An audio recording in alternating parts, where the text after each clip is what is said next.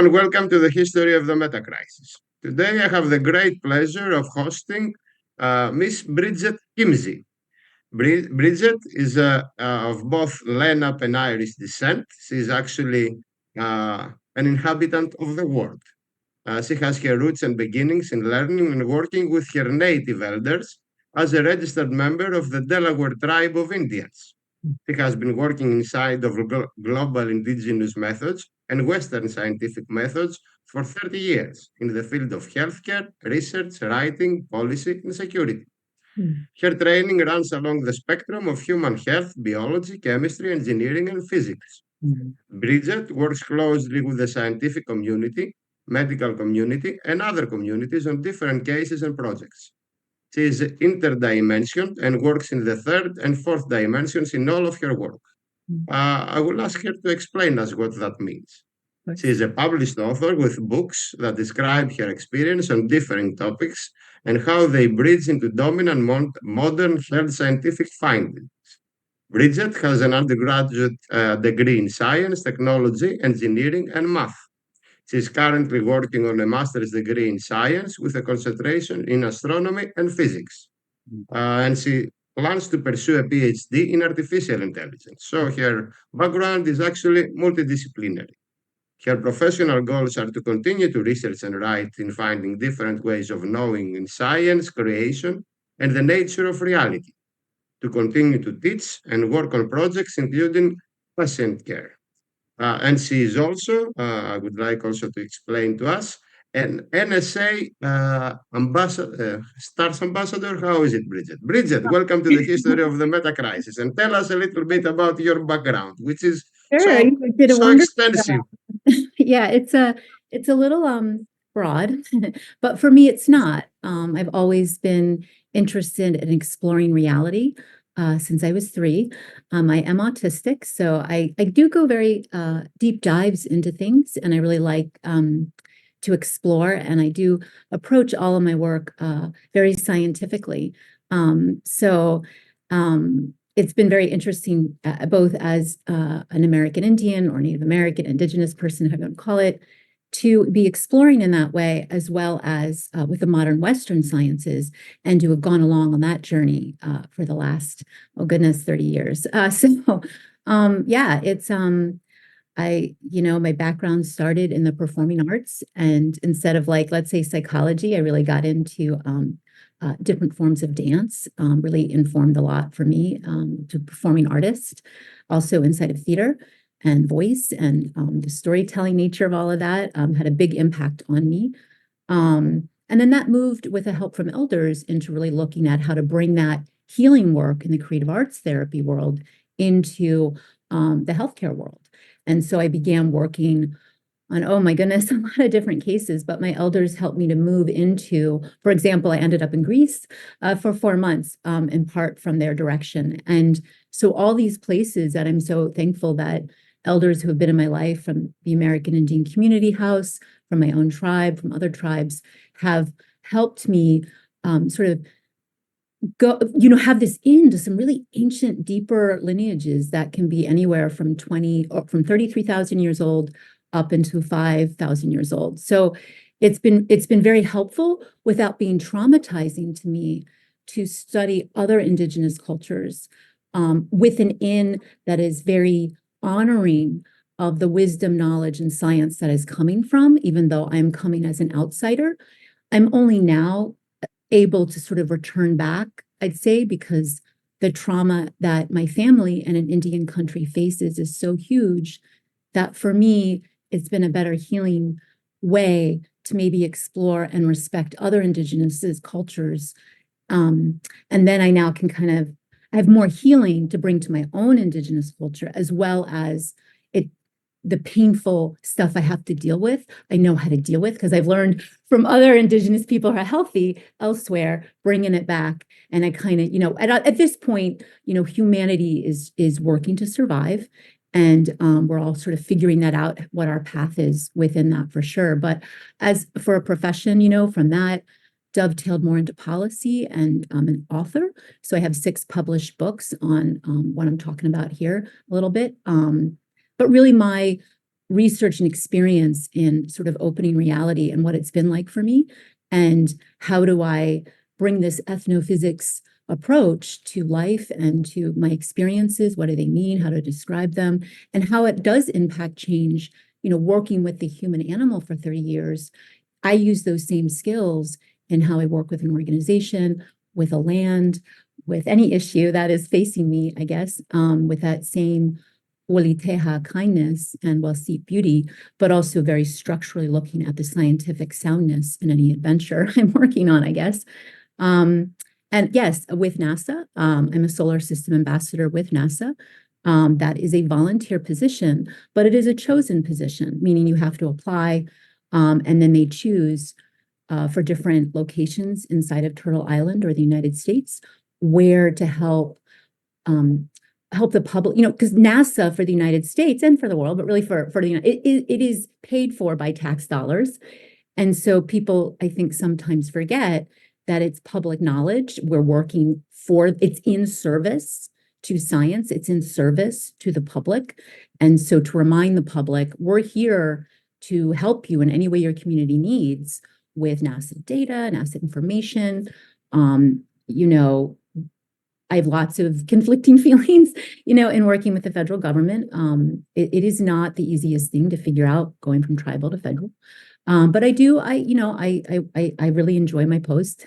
Learned a tremendous amount being in space studies and astronomy and physics from it's a mentoring way almost. Like they're older people than me who were engineers at Lockheed Martin or my gosh, even an astronaut, and so learning from them directly.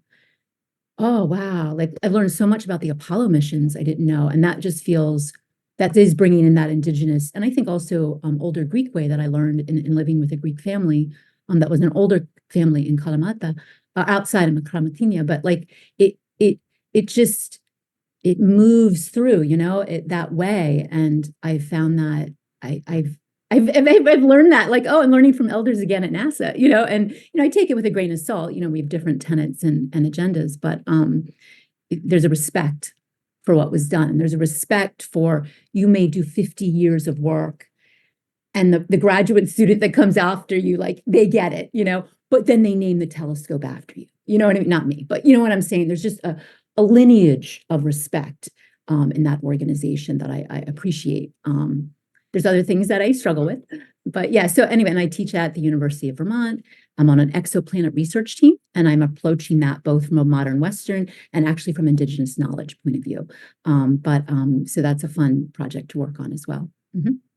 This is so extensive and so interesting. So let's Oh, dive into it. Yeah. The way I contact you and I wanted to talk with you is because right now the humanity we're facing the meta crisis, this mega beast, which has environmental dimensions, political dimensions, psychological dimensions, and you work at the ground level and also at the organizational level and at the federal level, at all different levels of the American society, with tribes, with indigenous communities. And for me, I come from an indigenous community. Greeks are indigenous. Yes. We are here for a really long time. I have a lot of, what is it? Ahotoakin, a lot of love. Thank you. It is how I work on my own language, because how I learned Greek in part, which I'm not very good at Greek, I learned how to take care of kids, stamata, oki, I learned the basics of Yeah. I'm just teasing, but it's a very, I can understand why elders moved me in that direction. Like that was the next part of my training, was to spend 4 months in Greek. Like I understand it wasn't this intentional thing, but it was intentional. Like it's very, I think we're talking the same language in that of how I do too, because I got to be there before there was the discussion about the EU. And at that point, Greece was not part of the EU. And I got to feel and experience, I think, something a bit different than what is sometimes happening now a little bit. So I feel very thankful to have had that, where I was like the only English speaking person for miles around. So it was very humbling. Mm-hmm.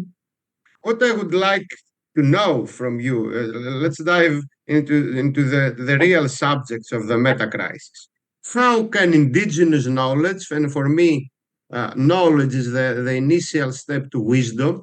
So let's talk also about indigenous wisdom, help humanity cope with the meta crisis. We seem to be doing lots of things wrong right now because industry Oh, you froze. I'm sorry. it's There you go. it's in its early steps. So I presume that we don't have the knowledge, the necessary skills to navigate through complex subjects, Of course. through complicated matters, such as biodiversity loss, such as environmental destruction, such as global warming, such as wars and geopolitical rivalries. While indigenous communities have faced these kind of problems for thousands and thousands of years. So Yes. I really hope that indigenous knowledge and wisdom can help us cope with the meta crisis. What do you think? How can you contribute to the general discussion and coping with the big problems of today? Okay. This is a few books you've just asked for. Yes, that's true. That's So true. bear with me, everyone, and bear with me that I'm talking as my experience and not as an academic Indigenous scholar. I want to be very clear because there are wonderful peer-reviewed work that is being done on this. So please go there. But I can talk about my experience, which, as we've talked about, has a lot of different intersecting. But the strong point within it is me walking this path of the Indigenous and the modern Western, and growing up very strongly loving both. Okay, so I just come from love in that I do truly love both. And you're right, what is happening with all the complex structural systems that are falling apart? So one thing I'll start with is if we think of my name is Bridget, which we think of a bridge, bridging different things. And so I think of myself, mighty bridge, I got this, I'm steel, because I'm Toquistak, I'm Wolf Clan. But the reality is I was named, and my name is Obsit Mimekas, which is white butterfly. Okay. So I have amazing ability, I think, to cultivate, to hold, to learn, and to keep learning how to best do transformational energy at the stem cells, to take a structure and completely digest it till you get down to bare nothing. And then you rebuild from there something different that will work. But my wings are smaller and softer, and I can get beat up pretty badly if I'm not careful. So what I'm trying to get at is the Bridget, that very modern Western, like, this is what we're here to do, this we've got, is not tempered, let's say, with all the other nuances that are needed to bring this to fruition. The honesty. I would love to be a mighty steel bridge. I'm not. I'm a white butterfly, and I have weaknesses and strengths I have to be honest with. I'm kind of stuck. I'm not, no, stuck is the wrong word.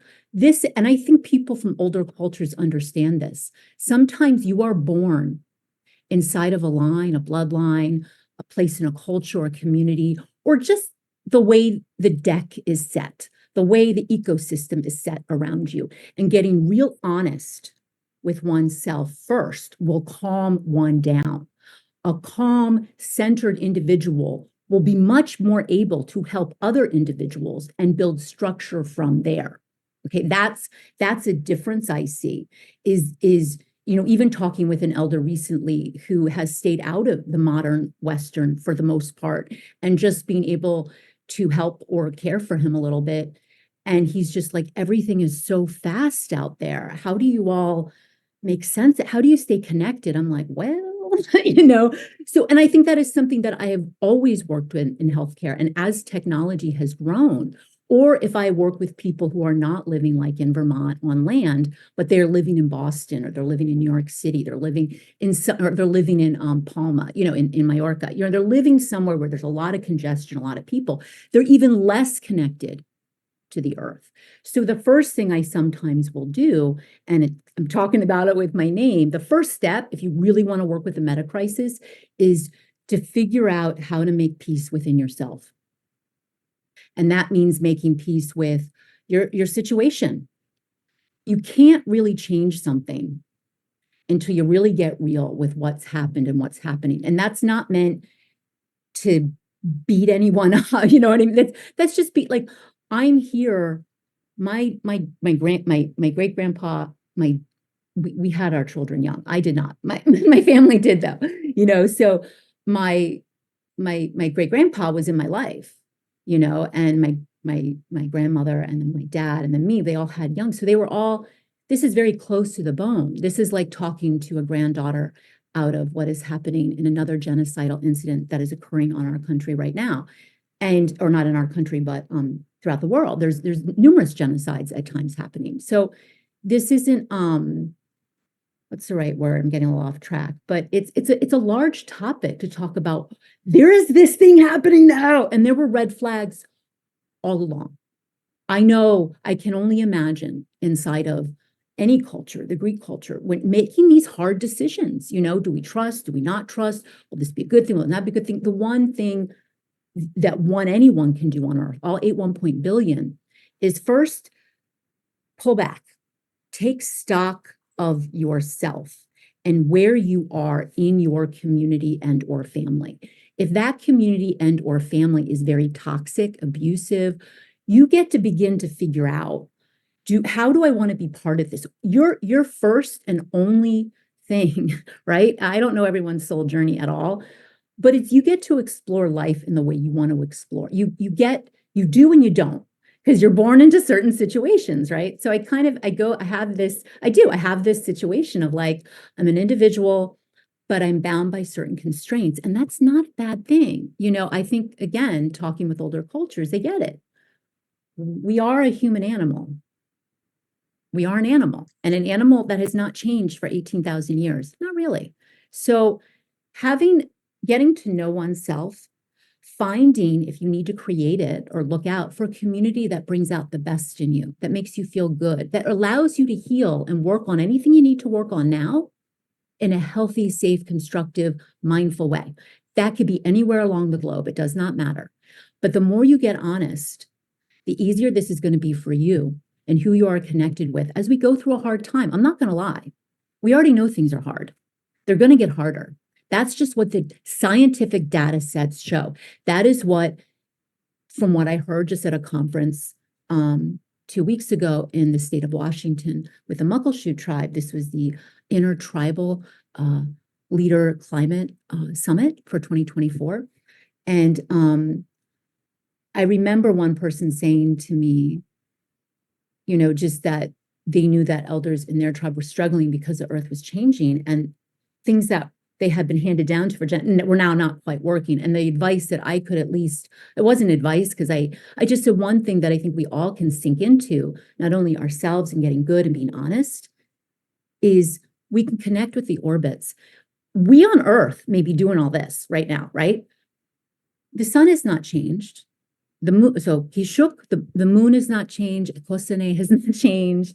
The planets have not. We're all here. We're a big family. These are our relatives. And I mean that truly, because we have star material in us. So, you know, these are our relatives. We can see them with our telescopes. We can see them with other metrics, depending on what culture you're from. The Mayans had their own way of working with it.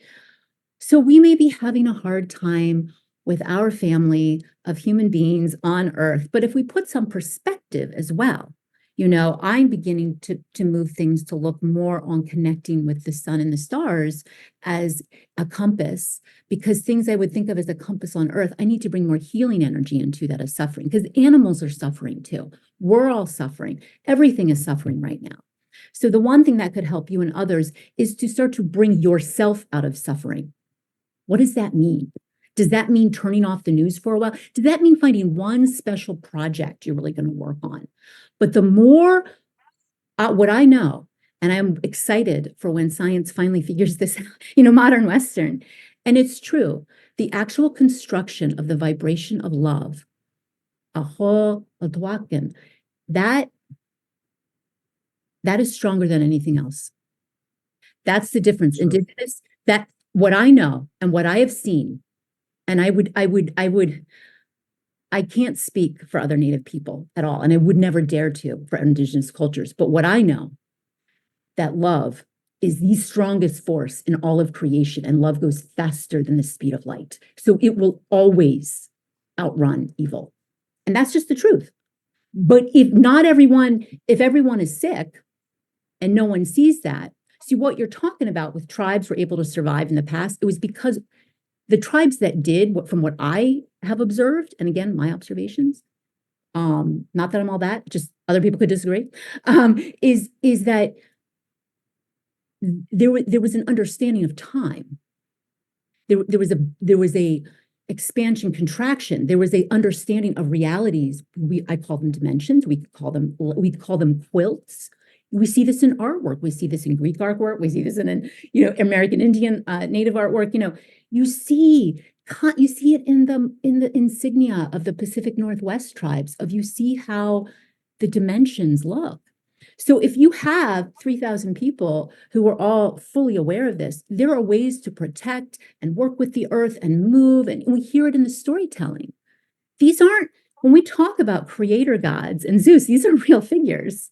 This is not myth. I mean, it is myth. And some of them have been tailored, of course, but I'm just saying, we have what we need here. And what we need no, here. you have touched so many different and I'm telling you, interesting it goes subjects. and goes and goes. And It's I've had to huge. always Yes. come back, because every time I talk, I'm able to process. I'm able to hear feedback, I think, from and we had talked before, so I feel in a safer, healthier way. These are outside ideas, but opening the box in a scientific way to other things of reality that are there, that Einstein and others Tesla have talked about. Newton has talked about this stuff. And some of it has been pushed aside. If, some of our most creative I also been thinking about what you were talking about knowledge. And I've really been able to come up with some ideas that might help, some visuals, okay? So when I think of Indigenous science, global Indigenous science, and global modern Western Eastern dominant science, right here. And they're struggling to try to, they're saying, you don't exist. And we're like, we do. Okay, we see you do, because we're falling apart. Okay, I need hand puppets, but you get the idea. Okay, you go a sphere around it is knowledge. Now that is 5,000 years of data set. That is like, whoa, that is beginning to somewhat break apart what this held and to go much deeper. But a community and a person, individuals need to be ready for that. And we're at a stage where we kind of are, I hate to say it, we've become much weaker and less resilient. And I include myself here too. I've had to build myself up over the last 50 years in ways, because I should be much more sick and ill and look differently at 50 than I do now. And that's because of the scaffolding I've done to try to build up my resiliency, because I've dealt with a tremendous amount of hard stuff and people dying, and it's awful. And some of it not awful, if you know how to midwife grief, pain, and people dying. Anyway, spheres, there, knowledge. Now, Indigenous, yes. Okay, we can talk, and I can start to talk about it in breaking through quantum physics. Is there anything on the modern Western dominant that is modern Western dominant knowledge? I don't know. What I know right now is if I try to pull apart the physics a little bit, I try to introduce some new ideas. I try to dovetail on some of the other thinkers off of Hawking, of just saying, have we thought about this? I get tremendous, it does not go well for me, we'll say, in academia, we'll say. There is a strong gate, and I think most BIPOC people, possibly coming from different cultures, interfacing with the academic culture of physics and math. There is no ethnophysics program. There are 3 ethnomathematics programs around the world, but there's no ethnophysics, which I find really kind of interesting. So you have this gatekeeper, right? And I still believe in peer review. I knew what I wanted to do in multidimensional research at a PhD level. I couldn't find a hosting body to do it. And it's not out there. If you believe in physics and you believe in Einstein, we're going to get along fine. I'm just going to prove in a lab some of this stuff I'm talking about because I already just did it for 30 years in hospital settings. There's no problem from going from bench to bedside, bed to bedside to bench. And it just is a very hard, I think that the healthcare industry, pharmaceutical industry, definitely forest, wildfire management industry are starting to go, Indigenous knowledge, we have no idea what the hell that is, but just do your thing. And that's okay. But in other settings, it comes across as we hold the science and you do the knowledge over there. And you rightfully said, Indigenous cultures, older cultures will know that knowledge has more to offer than science. And I'm trying to explain in a way, because then we get to wisdom.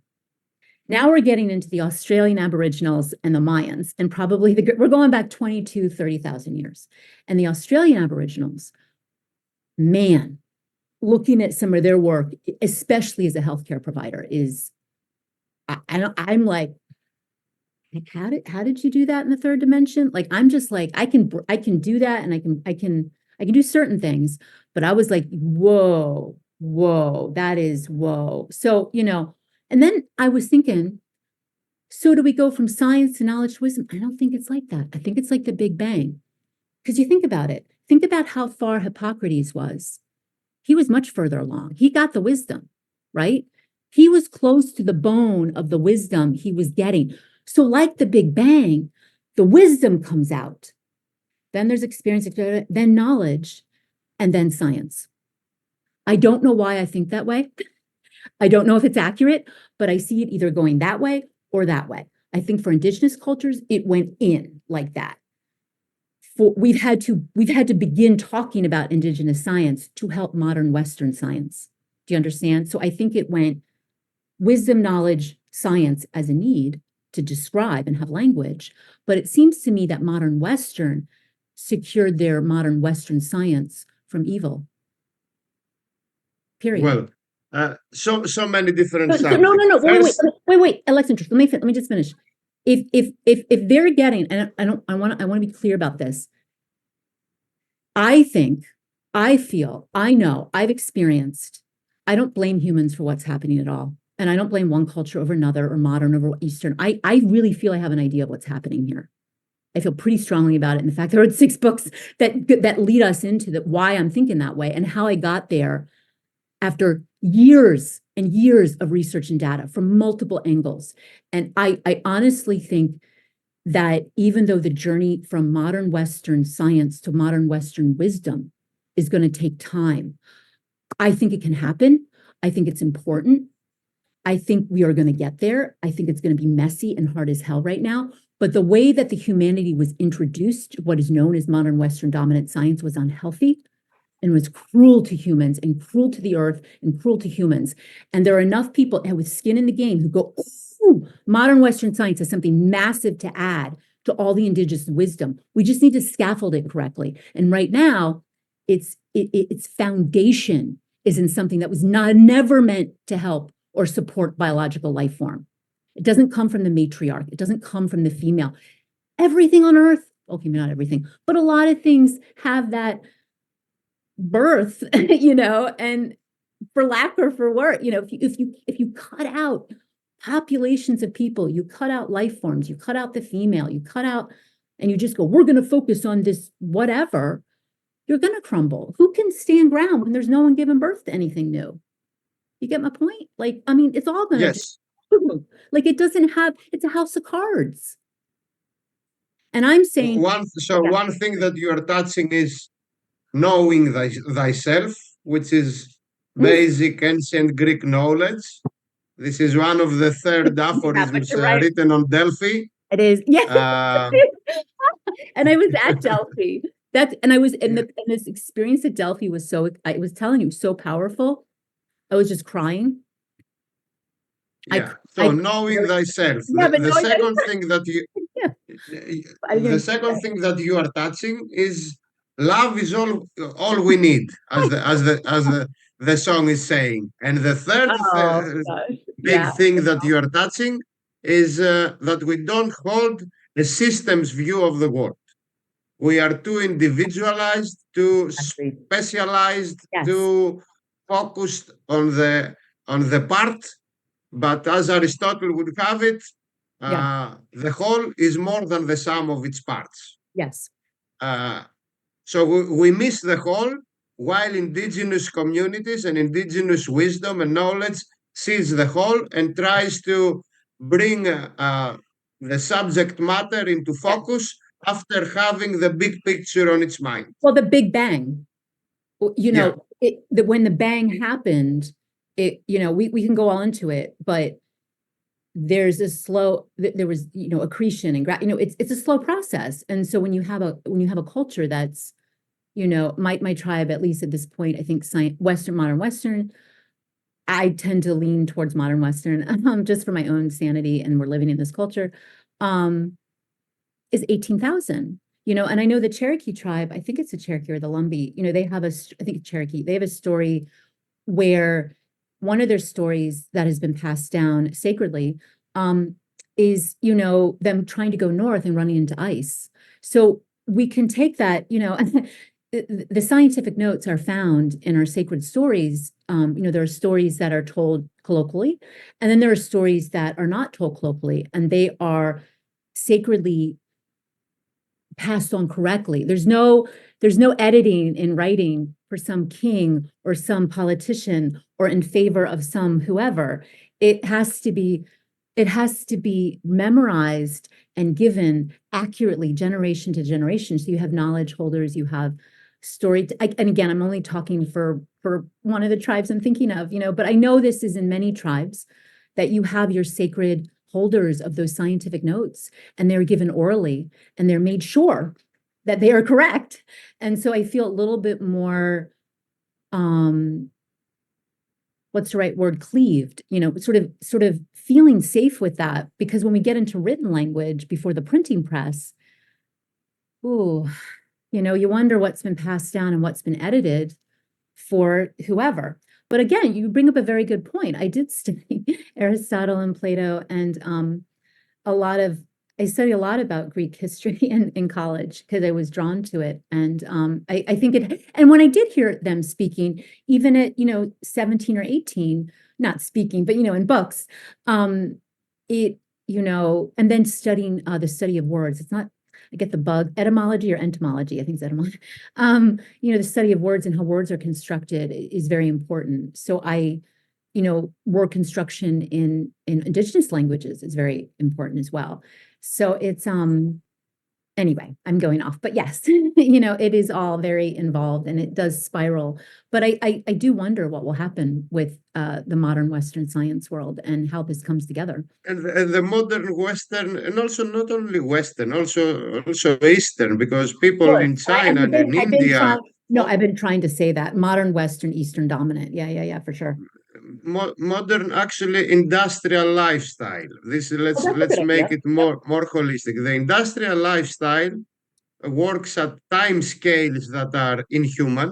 Yes. We need the focus is for the human animal to be productive Right. before before it becomes aware of itself. Yes. So we have a whole educational system that creates good producers of Yeah. cogs in the wheel Right. uh, without being full humans at all. Exactly. So we don't know thyself. We work in time scales, and right now with artificial intelligence and with information society is a bless, because without it we wouldn't have the time the means to speak right now. But Yeah. on the other hand, it is also a bliss, And that, because yes. And that's it, where, okay, like that's where I'm trying to get, like, is the greatest truth. And there's probably some other great thing I picked up, but I was like, I stumbled on it. I'm like, yeah, you probably heard it somewhere and you're just regurgitating it. But for me, it was exciting. The poison that hurts the most, if crafted well, will be crafted in the greatest truth, because it will hurt the most. So if one can take whatever they're most resistant to and have someone to talk with or what have you, pull the poison out. It may have come at you from a bad way, but is there a lesson there that you really don't want to learn or hear about? And I've been finding, especially with the attacks that people sometimes get on social media, the lateral violence, even in academia, between other people, it's helped me to understand better how I want to position myself. So yes, it hurt, but it helped me to go, okay, why does that hurt? What's happening here? Who do I want? And so I guess what I'm getting at is, instead of the constant polarity of everyone polarizing, like, it's fine to align with what feels right or where you are doing your own healing, but these are real people. This is your family. These are Homo sapiens. We may be a lot of us now, but we're a family and we all have Yes, something.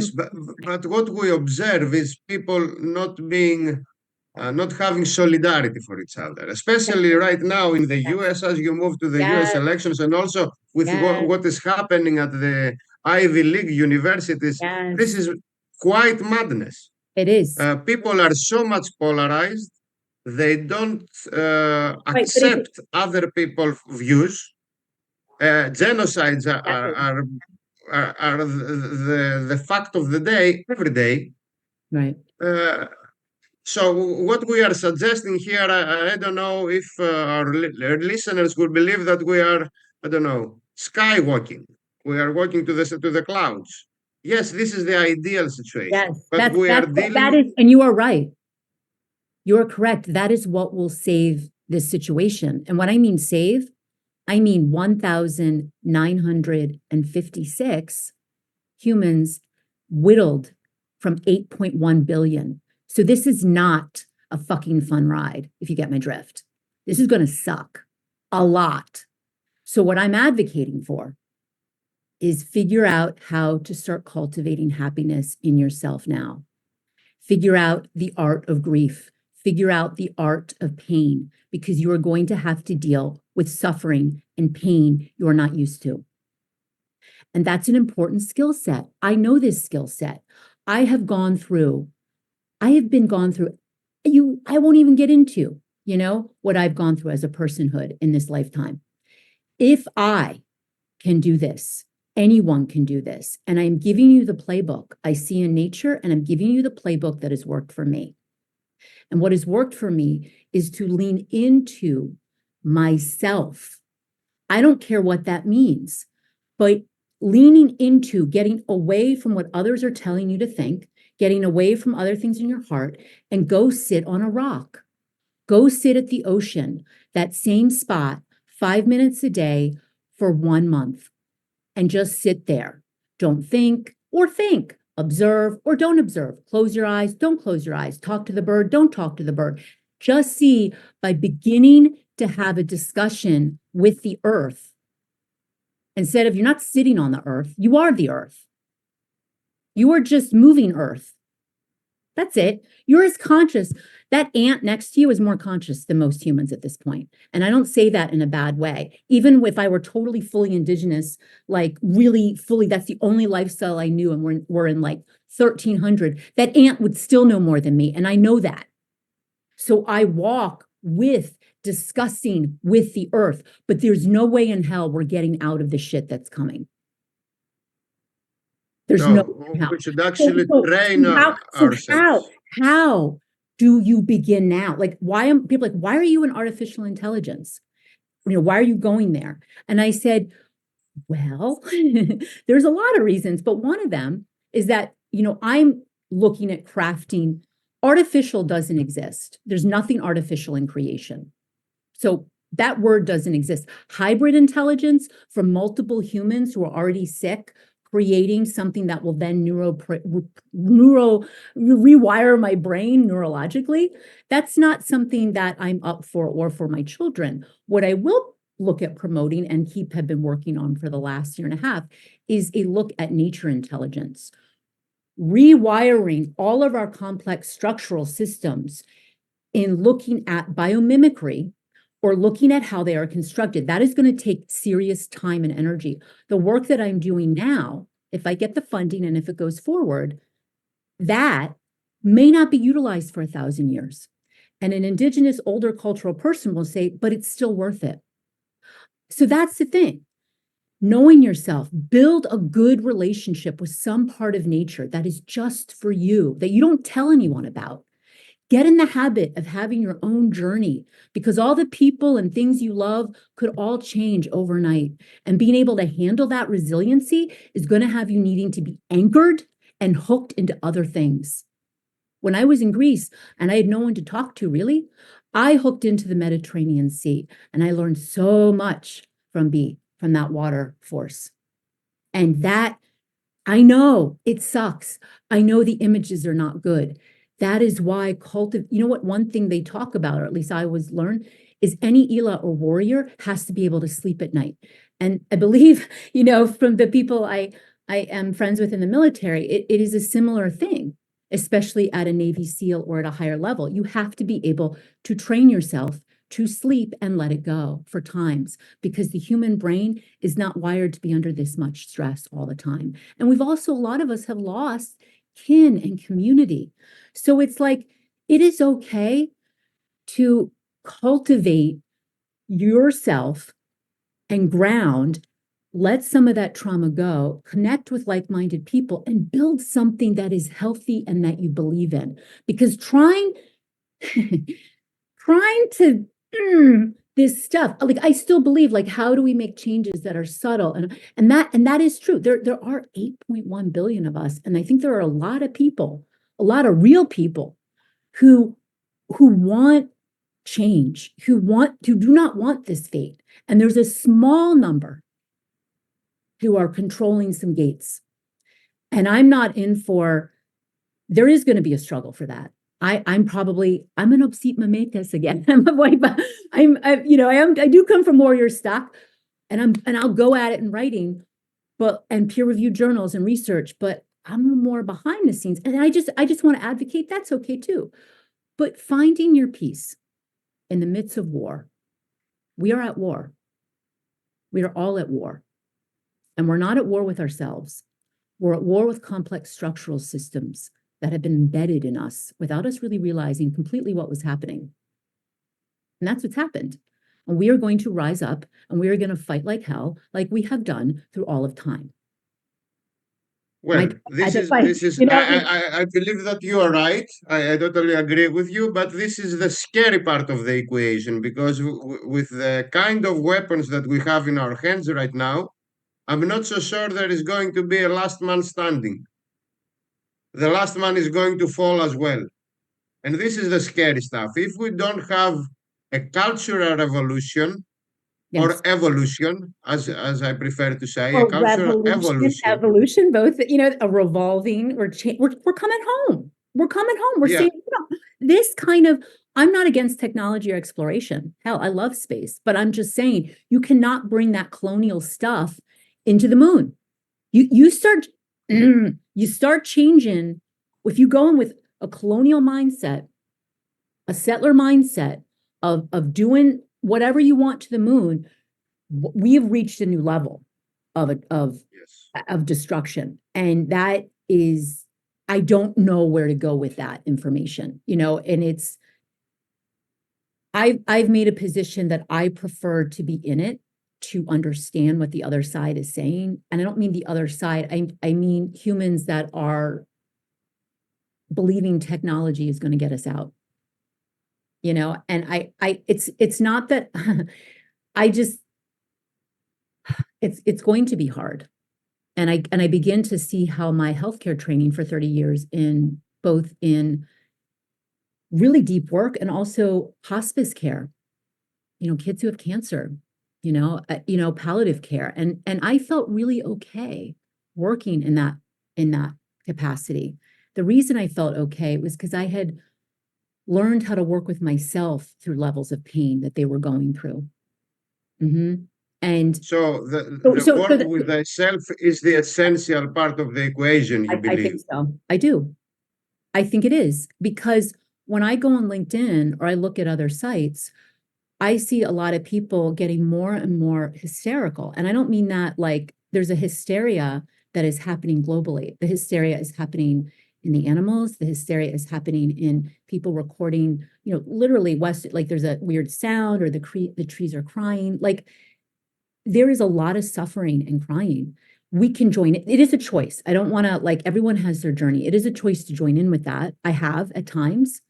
And it is also a choice to say, this is depleting me of energy. My immune system is tanking. I can't be there for my family. I can no longer work and I feel suicidal. That is not really going to help. So when I say fight back, that's what I mean. I don't mean I should change that. I should say, I don't want to say pushback. I just want to say let go. If you don't believe in the complex structural systems that are working, if you don't believe in them, then really look at what has worked. Look in your own, like you have amazing Greek culture. That is written on Delphi. You know what I mean? I'm saying the same thing. How many thousands of years all across the pond?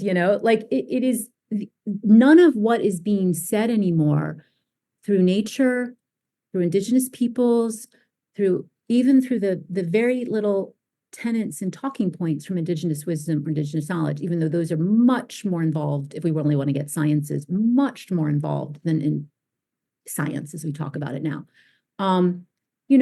Start here. Once you begin walking on that path, the help will come.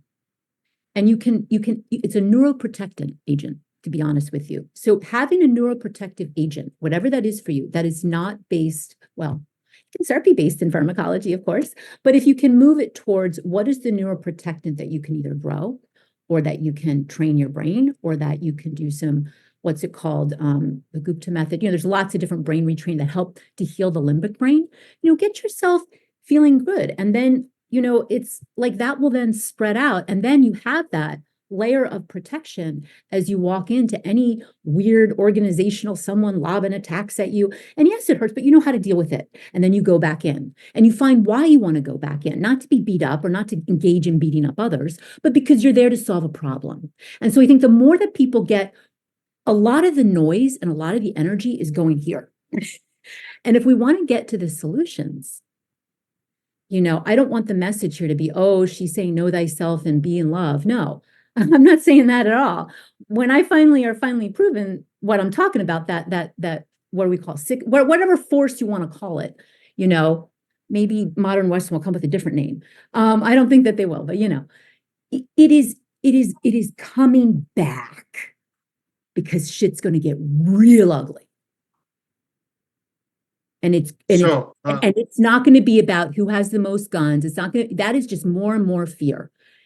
It is okay to say things are like when you go out to the sea and it's rough and choppy, if I'm either at the PNW and talking to not sailors, but fishermen off the coast of Alaska, or you're talking with fishermen in some other side, some other far remote place, they're like, ooh, we got a wave coming, man. Let's do this. And you take someone out of Manhattan and you put him in, they're like, oh my God, so you see where I'm getting with the reframe? What feels maybe like, even to me, like, oh God, that's where I'm at. I'm a bit freaked out too, a lot freaked out. But what I do know, neuroprotective agents are around us that we can hook into and take care of. If knowing yourself feels too scary, go learn a hobby you've been wanting to do, like, do things that make you happy so that when the intensity comes at you, it doesn't traumatize you or hit you as hard, and you can get into the work. Because I don't feel there's a lot of people that are really accepting how bad things are, get away from the noise, get into yourself, and actually trying to tackle some of the problems. I'm not going to say is joyous, but like that fisherman in these huge seas coming at them is like, oh, I'm ready for this. I've been dealing, I'm ready, and it's a different, it's a struggle that encourages human connection, human growth, human evolution. Birth is freaking messy. I've given birth to 2 kids. It is anything goes, if you've ever had children, it is intense. All these like, oh, please, we can do that, but it is messy. It is painful. It's part of life. So you feel that we are in the process of giving birth to a new humanity. Yes. And these are the birth pains, the labor pains. transition is always hard. I don't, We don't yeah, like change. no. This is a famous English, I believe it's the UK aphorism. Everybody wants to change the world, nobody wants to change. See, I disagree with This that. is I disagree with that. And I think Greek people would just, older Greek people might just, change is beautiful. If you are centered in yourself and you know how to work your surfboard and you're a surfer, I like more soft waves. I like being in coves. I like to lay in the sun. Okay, that's me. But I know I love watching people on those taking those giant waves in Brazil. I'm like, holy crap. They're a little bit, but they're like, let's do it. So I kind of feel like death, change, transition for Indigenous people, this wasn't, it was a concern. It was like, oh, what are we going to learn here? Because there wasn't, this was the movie of the day, man. yes. This was the talking point. This was, what knowledge can we learn here? What is happening? Oh my gosh, there's an so I guess that I'm, again, I have to respect though that someone who is saying like, oh, you got running water, you have cars, what's this? Like hard. It's not, I'm trying to bring some lightness to, these are skills to relearn. Relearning how to be with oneself, learning how to put the phone down, learning how to connect and not just sit on nature, but actually put your hand there and feel the energy begin. It'll take some time maybe, but the energy going down and in and out. Just put your feet, it's called earthing. Take your shoes and socks off. Just stand on the earth for 5 minutes each day. That's it. What? You work with young children. You have two young children yourself. Yeah, yes, I do. You have access to the new generation. I do, How yeah. Yeah, so do you think that the new generation is more grounded to nature, is more aware of the problems than our generation? Because our generation and also the older one were too much focused on making money, on being successful, whatever success might mean for each person. But it was always work driven. We were created, we were educated to be Yeah. work driven. And I'm trying to get out of that a bit, because I can, Me also, but yeah, this is at the individual level. Huh? it is. And that's also why I think that I'm, anyway. But for I could go quite on. 20 years Yeah, of my life, I've been a workaholic. I've been working for 20 hours a day. yeah, yeah. No, for 30, until I had children, You do. and even now, I know that, and I'm starting with my age, I can feel a need to start to figure out, like, I wouldn't say I'm slowing down, I'm just savoring more. You know, Yeah. like I'm savoring also with the radical changes happening, that even if I were to incarnate again, it would be a very different earth. So I'm really into this savoring feeling. And that is a neuroprotective agent, for me, for my brain, for when I then go deal with something that's scary or hard or information that's hard. And I think that's okay. That's how we transition and let go. Like, and new things are coming. But you're right. I think I had this interesting experience. It was coming.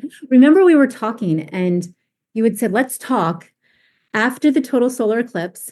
Let's talk after the intertribal conference I was at in the Pacific Northwest. And let's talk after this conference I gave or not conference, this talk I gave at the University of Texas, between Indigenous science and modern Western. And you're right, man. That brought, like, you're right. I just need to get back. It created a framework. It did. It did. It allowed me to go deeper with things that now I feel okay about. I still feel there are Indigenous scholars and people who have more knowledge and just have more information on that. But I feel like a comfort, like, okay, someone who's a professor in XYZ, and I'm like that, right? And I just think that also there's a lot of people promoting that they are a certain way and really in depth, and then they're harming people who are, I wouldn't say naive, but maybe aren't, maybe, I don't know. I just see people getting taken advantage of right now, and that's hard to witness. So I don't align myself with integrative health or that community anymore. I'm more aligned with scientists. So I think this is also where I'm trying to figure this out for me. But you talked about young people, and I wanted to just circle back there for a moment. But I was coming back from that conference and with the salmon people and the Muckleshoot tribe. And I was getting on my plane. I'd flown into the East Coast and was getting on the plane to go back up to Vermont. And a young lady sat down next to me and her phone was, okay, get this. This is really interesting. So her phone is completely out of power. And she's trying to get on a plane to go back to Oklahoma City, which is where my family is in Bartlesville, Oklahoma, and our family that is left alive, Bartlesville, Oklahoma, and Kansas. So she's going back to where I've been wanting to have a conference to go back to Oklahoma, so then I can go visit the Delaware tribe and family there. So she's going back and I'm going to Vermont, and she's like, oh, I was just in Barcelona. I was just in Barcelona for a year. She's like 19, and she's just like, I'm torn. My friends don't know why I went to this international year-long program. And now I've got international friends, but I have all my friends and family in Oklahoma City. And then there's this stuff happening in Oklahoma. And she said, I know this sounds like, meanwhile, her phone is charging, so I was like aware. I'm like, maybe I'm supposed to say something here, So I'm like, okay. And she was just like, I don't have I said, well, what is I was talking a little bit about, because she asked me about my background. And I said, yeah, I've had this Lodestar bloodline compass all along from the moment I was born to now. And I do have individuality, but there's also constraints as a tribal person. There just are. And she's like, I don't have anything. I have no compass. I have no Lodestar. There's all this information coming in. I'm always anxious. I don't know none of us know how to navigate this. And I said, okay. I was okay, Auntie's here. No, and I'm like, no, but Auntie. I believe that she was explaining the hard reality of youngsters today. So, they don't have a framework, a philosophical training. Right. They lack the necessary basis, the ground for them to develop their personalities. Exactly. And they are completely bombarded every day with huge amounts of data that they can't make sense of. I'm having trouble even I have to work very hard each day. We all do. That's the problem. To get my position and then be terrified, because I was bullied so much as a kid, that someone's going to attack me and it's going to re-trigger trauma and I won't be able to speak for a month. So it's just like, and so yes. What I thought to her is I said, oh, and I thought, see, can be simplified. All I said to her was, I was like, do you have a desire to get to know yourself? And she's like, yeah, I really want to figure out what my compass is. I said, okay. I said, I say go with something that's older, who's known you the whole time, that's older than you, and really doesn't have any agenda for you. Is there a rock you can sit on? Is there? And I said, why not, if you're scientific minded, get a paper and journal and take notes, meaning you do your 5 minutes, take notes and clock your notes for a year. Just see what happens. Give it time.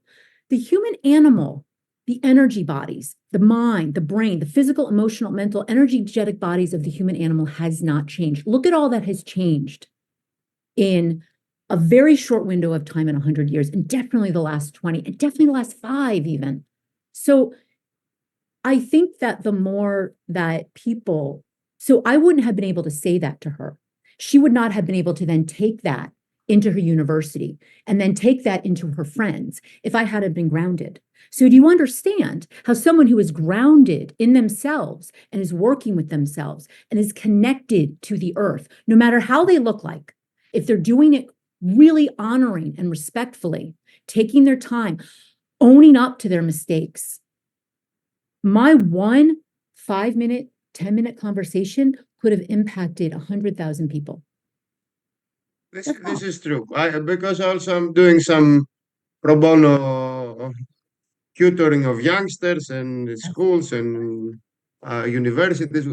Whenever I speak with youngsters that are completely confused nowadays with all the information they're getting every day, throughout the 24 hours of the day, each minute, each second, each millisecond, they are bombarded. And their parents have been scattered And, because they're already traumatized, or they're having to work 2 or 3 jobs, or they're having to try to buffer to just keep their children safe, sheltered, and fed. And when that's what the parents have to do, the kids don't have often grandma or grandpa or an auntie or an uncle. They don't have a community, because at least in the United Yes. States, there's been a huge push. We see more community in Vermont. It's one of the things that I like here in Vermont, and I like the PNW for it very much. And I like, I know there's a lot of hardship in tribal health communities, but I also feel a lot of us are trying to work with what we've got, and there's an honor to that.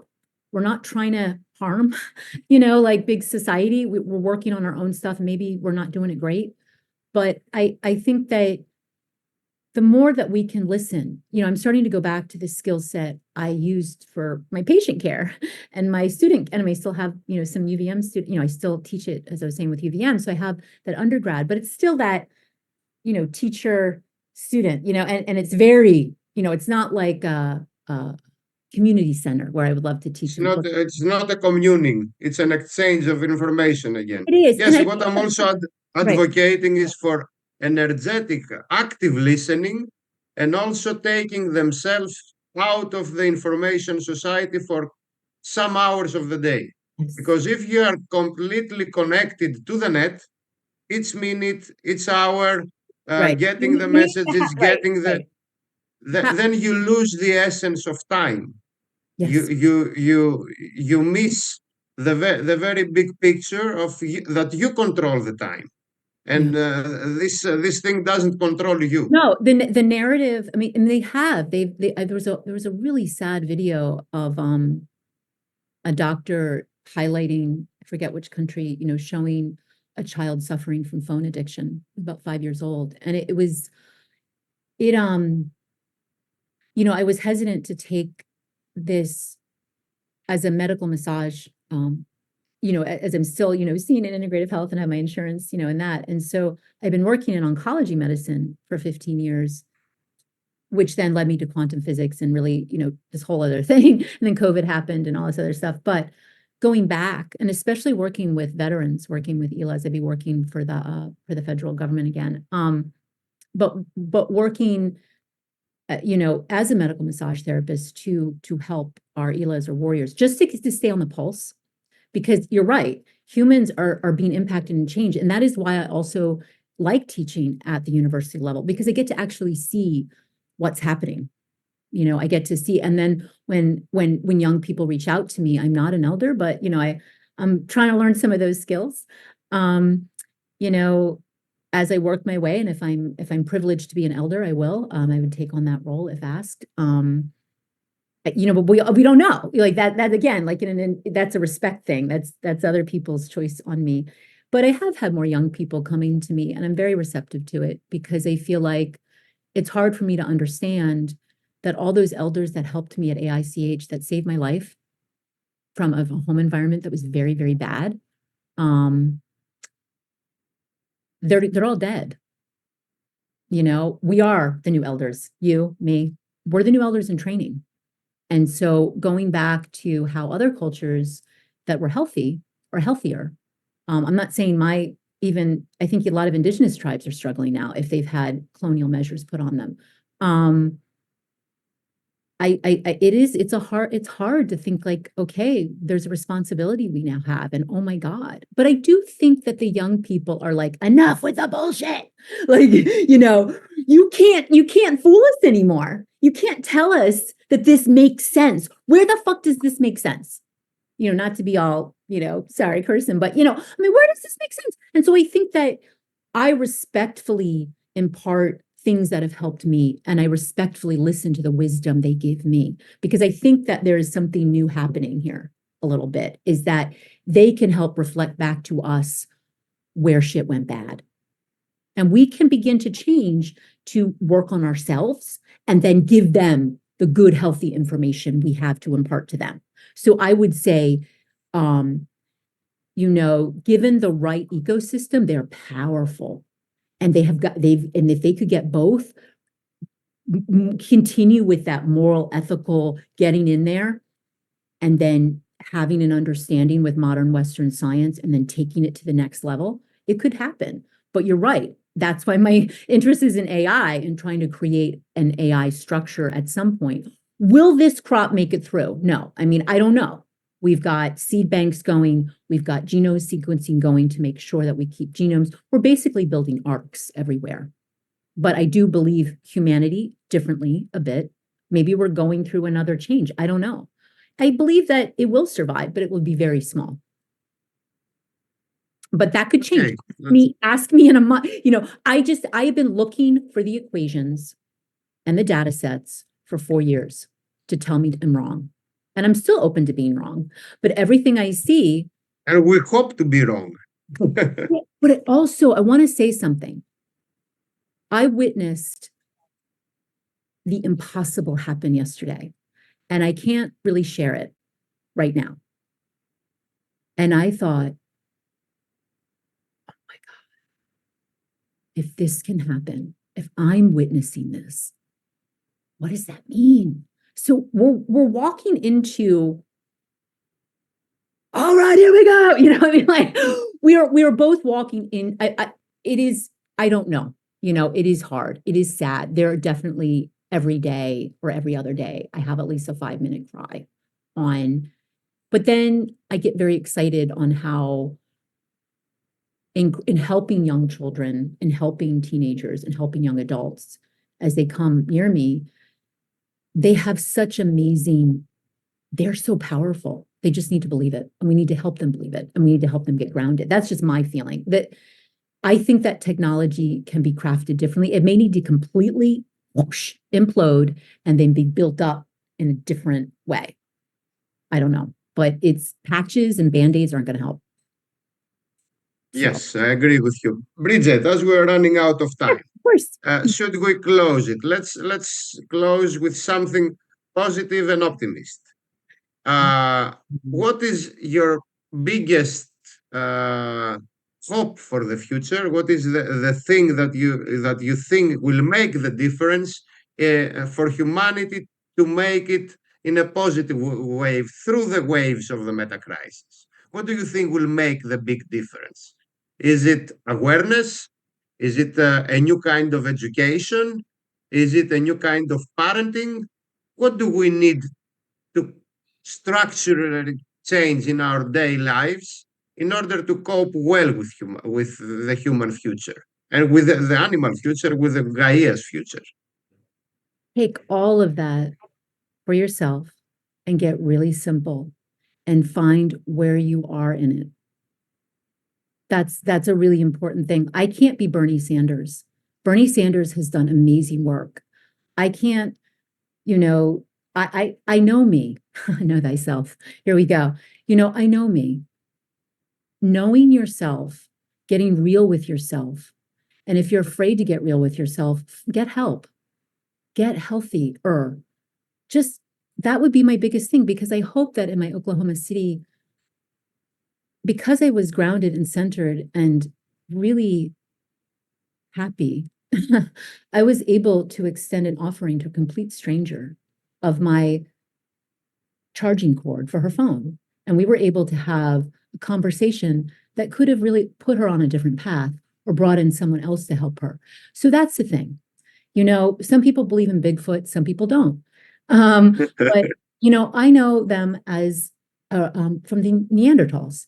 And Neanderthals were more advanced than the Homo sapiens. And that will maybe come out or not. But the point is there was 1,956, 97, 90, I've seen different numbers here, for a few million years while the Earth was going through major changes. So they know how to navigate along the world. And some people can see them, some people can't, some people believe, some people don't, but they've done the impossible. And I guess my point is stop looking to others for the answers. You have it. All of us, 8.1 billion of us, know our contribution to what will help. And that's the excellent. Bridget, this is hopeful. So this is actually going to be the title of this podcast. Knowing thyself. This is That's it. That's it. You bring up, and my connection with the Greek gods and goddesses and my connection and honor of the Greek culture is so deep and very connected. And I'm so honored to be able to because bring it back, ancient to what you all taught me to bring Greek it back to religion was philosophical. It was actually human centric. It was not deist. It was not out of space. I don't know, out of time. It was within time. It was within space. It It was is. human centric. But it was also, I think, biological life form centric. I don't think that they saw what worked in their communities. They saw their fields grow. They saw their animals happy. Things that they were stewards of were growing better when they knew themselves and how to properly take care of them, because then the light bulb switched on correctly. And then they knew what to do. And all those stewardship things they had under their stored, they were able to have a good discussion and heal that. So I think that, yeah, I think we're going back to old school tenets that we already know. Just got to remember them and practice them. Bridget, thank you very much for your time. Let's renew our meeting whenever you feel you have something more to Oh, tell God. us. I particularly enjoyed this discussion, Good. and I hope I'll see you soon again. Absolutely. And definitely for your viewers, if there's questions or comments, I'm happy to come back. This is it's a comfortable format and not as, sometimes you get in the university settings, I get a little anxious. So thank you. Thank you again, and be well, everyone. Thank you very much, Bridget. Bye for